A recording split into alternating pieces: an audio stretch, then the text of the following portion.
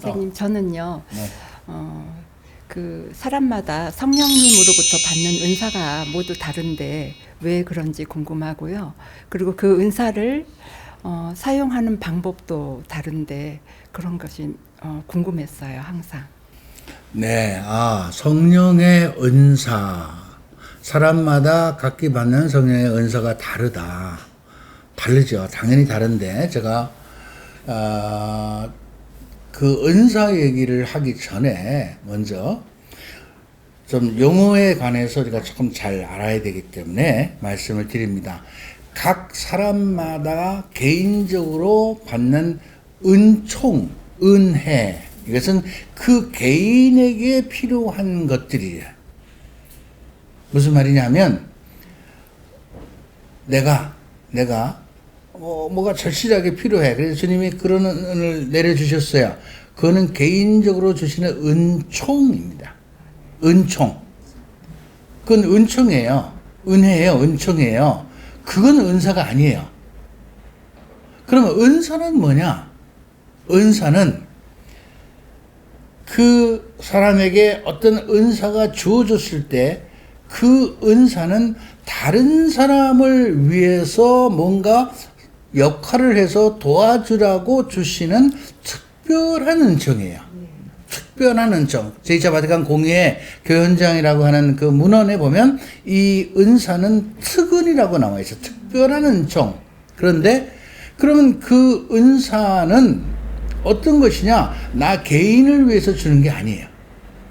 그거는 다른 사람을 위해서, 교회를 위해서, 공공의 이익을 위해서 쓰라고 주시는 특별한 은총인데, 그것은 우리 성경에 보면 고린도전서 13장, 12장, 또 로마서 여러 군데 이렇게 나와 있어요. 그런 은사들 이외에도 지금 현대 사회 안에서 다양한 은사들이 드러납니다. 그런데 그 은사는 다른 사람들을 위해서 봉사하는 데 쓰라고 주는 거예요. 그러니까 예를 든다면 자매님이 내가 몸이 아픈데 그 병이 낫다. 그거는 치유의 은총을 받은 것이지 치유의 은사를 받은 것은 아니다. 이런 것들을 우리 사람들이 이 용어를 잘 몰라서 어디 가서 기도하고 내가 치유받았어 그러면 치유 은사 받았대. 치유 은사 받은 것이 아니라 내가 치유 받은 것이죠. 은사는 그것이 아니에요. 의 은사는 다른 사람을 위해서, 교회를 위해서, 공공의 이익을 위해서 하나님께서 특별하게 그 사람에게 주시는 특별한 은총이다. 개인적인 것이 아니다. 그러니까 말씀을 전하는 사람들에게는 뭐가 필요하겠어요? 성경에서 말하는 지혜와 지식의 은사가 필요한 것이죠. 다른 사람들을 상담해 주는 사람에게는 어떤 지혜와 분별의 은사가 필요하겠죠. 또 다른 사람들을 위해서 열심히 기도해 준 분들은 치유와 기적의 은사가 필요하겠죠. 그죠? 이런 다양한 은사들이 있는데, 이 은사의 가장 그 기초라고 할까요? 그 은사가, 믿음의 결과예요. 믿음이 굳건한 사람들, 단단한 사람들에게는 하나님께서 그런 은사를 통해서 다른 사람들을 도와주라고 특별히 그런 선물을 주시는 겁니다. 그러니까 은사, 각 사람마다 다 다르죠. 한 사람이 모든 걸 다 가지고 있는 건 아니잖아요. 다 받을 수는 없잖아요. 그러니까 어떤 사람은 이런 은사, 어떤 사람은 저런 은사, 몇 가지를 동시에 받는 경우도 있지만 중요한 것은 그 은사가 그 사람에게 드러난다고 해서 그 사람이 평생 가지고 있는 그런 소유할 수 있는 것은 아니다라는 건 여러분들이 분명히 아셔야 됩니다. 그러니까 내가 다른 사람을 위해서 봉사할 때는 그 은사가 드러나지만 그걸 하지 않으면, 다른 사람을 위해서 봉사하지 않으면 그런 은사가 드러날 이유도 없죠. 안 드러나는 거예요. 그러니까 끊임없이 다른 사람을 위해서 봉사하는 사람들에게는 그런 은사가 필요하고 그 사람을 통해서 은사가 드러난다. 그러나 그것은 그 사람이 개인적으로 소유하고 있어서 그것을 다른 사람들에게 주는 것이 아니다. 모든 것은 다 하나님께로부터 오는 것이고 성령의 역사하심 속에서 오는 것이다. 아시겠습니까? 예, 거기까지 하겠습니다. 성령의 이끄심에 민감하게 반응하라는 그 신앙을 하라고 말씀하시는데 현실에서 부딪히는 문제가 많습니다. 그 문제를 그 간극을 극복하고 신앙생활을 잃지 않고 잘 살 수 있는 방법을 알고 싶습니다. 네. 성령께 민감하게 이끌려 가라라는 이야기를 제가 참 많이 하죠, 강의 때. 성령의 이끄심에 이끌려 간다는 것은 꼭 하나님께서 원하신 그런 삶을 살아가라는 거죠. 그죠? 그러기 위해서 하나님이 영의 모습으로 오신 분이 성령이잖아요. 그러니까 성령이 나하고 함께 계시니까 내 안에 나와 함께 계시는 하나님께서 성령을 통해서 나에게 원하시는 것이 무엇인가 그런 것들 늘 민감하게 알면서 그분의 뜻에 맞게 살아가도록 하는 것, 이것이 성령께 순응하는 것이고 성령의 이끄심대로 살아가는 거죠. 그런데 살다 보니까 잘 안 된다.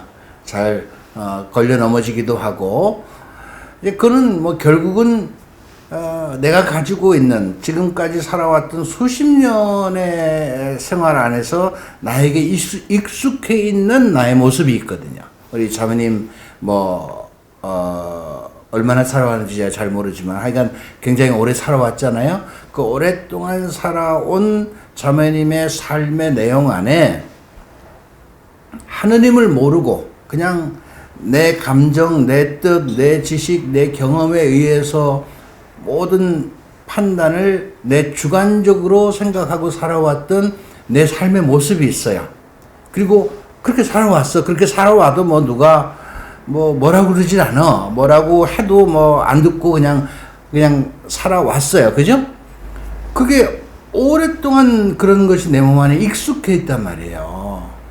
그것을 이제 바꿔야 돼. 어떻게 바꿔야 되냐? 하나님께서 기뻐하시는 그분께서 원하시는 그런 삶의 모습으로 바꿔야 돼요. 그러니까 제가 우리 회원분들에게 이제 그걸 잘하기 위해서 기도 생활 깊이 기도하라, 일기도 쓰고, 그래서 자기 자신도 좀 들여다보라, 그리고 평소에 살아갈 때 말 조심해라, 이런 이야기를 우리 회원들이 살아가는 삶의 기본 지침으로 이렇게 드리고 그것을 실천하도록 하는데, 자기 나름대로 자기 멋대로 이렇게 살아오던 그런 삶의 모습을 바꾸려니까 이제는 하느님의 뜻이 무엇인지를 안단 말이에요. 이제 공부는 했고 또 그동안 배운 것도 있고 끊임없이 저한테 들은 얘기도 있고 하니까 성당에서도 늘 하는 얘기들 듣잖아요. 그러니까 하느님의 뜻이 뭔지, 어떻게 하면 하느님께서 기뻐하시는지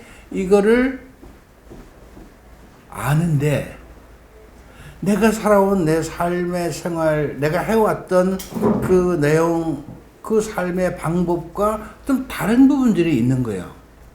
그러니까 그걸 고치려고 하니까, 그걸 바꾸려고 하니까 처음엔 잘 안 되죠. 안 될 수 있어요. 괜찮아요. 걸려 넘어질 수 있는데, 문제는 내가 정말로 이것을 바꾸고 하나님께서 원하는 이런 생활을 해야 되겠다고 정말로 결심해야 돼요. 그렇게 결심하고 굳은 의지를 가지고 끊임없이 내가 노력할 때 그 생활이 바뀌는 겁니다. 우리가 어느 새로운 집으로 새로운 동네로 이사 갔어요. 그러면 거기 가서 새로운 집에 새로운 환경에 적응하려면 시간이 걸려요. 그죠?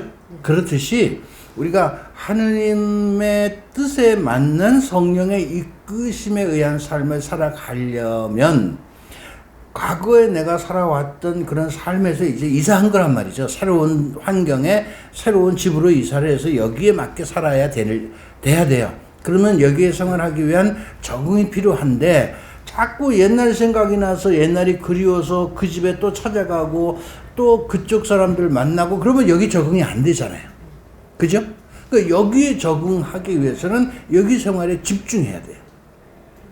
그래서 제가 여러분 깊이 기도하라. 기도 생활이 얼마나 중요하냐라고 말하는 것은 이제 내 새로운 집에 그 환경을 만들고 새로운 집을 이주해주고 그런 삶을 살게 해주신 그 모든 배경, 그 주인은 하느님이시잖아요.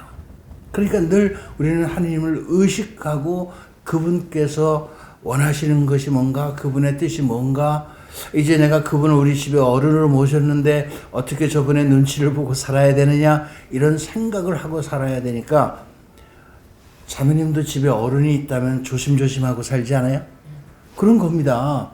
의식을 해야 되는 거죠. 근데 의식을 하려니까 내가 기도 생활을 그분하고 평소에 만나는 생활을 좋은 관계를 맺는 것을 통해서 늘 그분이 나와 함께 계시다. 어디 계시요? 나와 함께.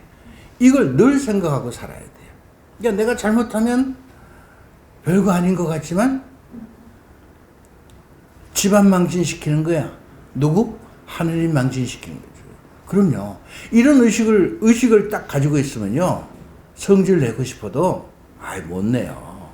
제가 이건 뭐 조금 다른 얘기지만 제가 며칠 전에 이제 어디에 외부의 강의를 끝나고 이제 집에 근처에 와서 식사를 하는 중이었어요. 같이 이제 동행했던 분들과 같이 식사를 하는데 제 옆에 이제 다른 분들이 우르르 와서 앉았는데 제 옆에 좀 나이가 좀 먹은 연세 드신 좀 분들이 등산 갔다가 와서 이제 뭐 회식한다고 쭉 옆에 앉았어요. 근데 그 중에 한 분이 그 제 바로 옆에 있던 분이 한참 시간이 지나서 뭘 툭 흘렸어. 그 제 뭐 무릎에 신발에 다 쏟아졌어요. 그러니까 뭐 컵에 있는 걸 그냥 흘려버린 거예요. 저한테. 보니까 그게 막걸리였어. 양복을 입었는데 제가 이제 강의를 하고 왔으니까 양복을 입고 있었는데 그걸 양복, 바지, 신발 뭐 몽땅 다 털어버린 거예요. 제가 아무 소리 안 했어요. 아무 소리 않고 그냥 물수건 가지고 그냥 닦으면서 괜찮습니다. 괜찮습니다. 그러니까 이분은 너무 미안해하고 당황해가지고 그냥 물수건 갖다 주고 뭐 그런데 아니 괜찮습니다. 하지 마세요. 괜찮습니다. 그러니까 이제 미안해서 얼른 가시더라고요. 근데 제가 나중에 이제 일어서서 이제 나갈 때 저도 다 식사를 다 하고 보니까 이 양복 바지가 그냥 허해. 신발도 양쪽 그 구두가 전부 다 허예요. 같이 갔던 일행이 아니 선생님 어떻게 이거 가만 계셨어요? 그러면 가만 안 있으면 내가 그분에게 뭐라고 하면 그분이 어떨까? 그렇잖아요? 내가 거기서 막 놀래고 뭐 왜 이런 실수를 하냐고 얘기하고 하냐고 뭐 세탁비 내라고 그러고 그러면 어떻게 되겠어요 그분이? 예? 그렇지 않아도 그래서 자기가 실수했는데 미안해서 그랬는데 그냥 저는 그냥 괜찮습니다. 뭐 내가 세탁소 이제 갖다 주서 뭐 세탁하면 되잖아요. 근데 일반적인 사람 같으면 그런 일이 생기면 어떻게 해요? 소리치고 놀라서 일어날 거야. 하고 일어나고 뭐라 그럴 거야. 그죠? 그런데 그 식당 주인이 내가 천주교 신자라는 걸 알아요. 근데 제가 천주교 신자라고 아는 그 식당의 주인 부부가 하는 집인데 그걸 잘 아는 사람이 내가 거기서 소리 지르고 막 뭐라 그러고 하면 뭐라 그러겠어? 천주교 신자가 저런가 그럴 거 아니야? 물론 당연한 것일 수도 일반 사람들은 그게 당연한 것일 수도 있지만 그런데 여러분 우리는 일반 사람들하고 세상 사는 사람들하고 좀 달라야 되지 않겠어요? 그리스도인이라면 세상 사람들이 다 이렇게 한다고 우리도 똑같이 그렇게 하면 안 되는 거예요. 그렇기 때문에 그런 것들을 평소에 늘 의식하고 사는 그런 습관을 갖기 위한 노력을 하셨으면 좋겠다. 그게 하루아침에 되는 건 아니지만 내가 정말로 고치고 바꿔야 되겠다고 생각하는 그런 부분이 있다면 그런 것들을 정말 이를 악물고 내가 이건 반드시 고치겠다. 그런 노력을 하면서 주님한테 도움을 청하세요. 주님, 제가 이런 거 제가 정말 고치겠습니다. 저를 좀 도와주십시오. 제가 가끔 얘기하잖아요. 뭐 이렇게 욱 하고 얘기하고 싶고 뭐 이럴 때 어떡하라 그랬어? 침을 한번 꽉 삼키고 얘기하라 그러잖아요. 이런 거 훈련이에요. 훈련. 이것도 신앙생활도 결국은 훈련하는 것이다. 하느님의 자녀로서 그분의 뜻에 맞는 삶을 살아가기 위해서 훈련하는 것이기 때문에 뭐 아직은 좀 실수하고 그런 것이 반복될 수도 있지만 끊임없이 의지를 가지고 목표를 가지고 훈련을 해 가시면 자매님도 거룩한 사람이 될 수 있습니다. 예, 여기까지.